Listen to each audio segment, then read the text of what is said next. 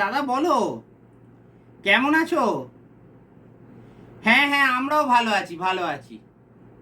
কি বলছো? পরশুদিন আসবে? সত্যি? এক সপ্তাহ থাকবে? না না, তুমি মিথ্যে কথা বলছো। সত্যি থাকবে? আরে বাপরে, এ যে আমাদের পরম সৌভাগ্য। খুব আনন্দ হবে তাহলে। হ্যাঁ, বেশ ঠিক আছে, তাহলে পরশুদিনই দেখা হচ্ছে। হ্যাঁ, সকাল সকাল চলে আসবে কিন্তু। হ্যাঁ হ্যাঁ হ্যাঁ হ্যাঁ, ঠিক আছে ঠিক আছে, রাখো রাখো রাখো। হ্যাঁ, রাখো রাখো। এই শুনছো?